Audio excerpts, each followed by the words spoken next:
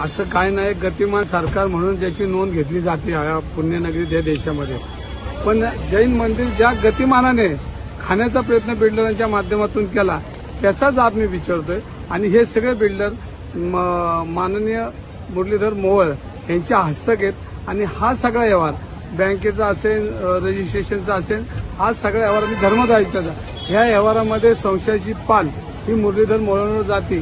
त्यांनी त्याचा खुलासा केला पाहिजे. पण आजपर्यंत त्यांनी कधी असं नाही म्हटलं की ज्यांनी हे मंदिराबद्दल चुकीच्या पद्धतीची टेंडर पद्धत केली, मी हे मंदिर मिळवून देतो किंवा इथं हॉस्टेल बांधू शकतो. आज 15 दिवसामध्ये ते एकदाही बोलले नाही. उलट ते म्हणतात माझा तो गोखले मित्र आहे, राहणार आणि राहणारच.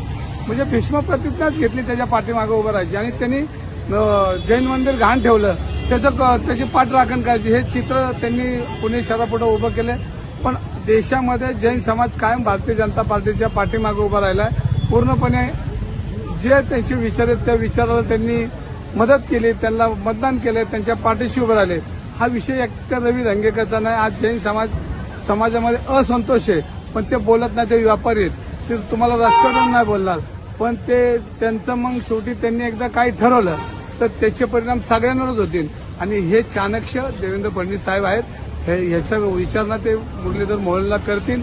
आणि मला असं वाटतं की ह्यांना ते ज्या पद्धतीने व्यवहार झाला ह्याच्यावर अंकुश ठेवतील आणि ह्यांच्यावर कारवाई होईल असा माझा विश्वास. पण तुम्हाला काय वाटतंय, का भेट घ्यावी वाटली असेल मुख्यमंत्र्यांची मुरलीधर मोहोळांना अशा परिस्थितीमध्ये? का भेट घेतली असावी? पण भेट आता त्यांना भेट घेतली असं नाही, बोलवलं असं. आता तुम्ही पुण्यात काय चालवलंय, हा नंगानाच चाललेला आहे बिल्डर लोकांबरोबर आणि हा थांबवा. त्यासाठी मला असं वाटतं की त्यांनी बोलवलं असेल.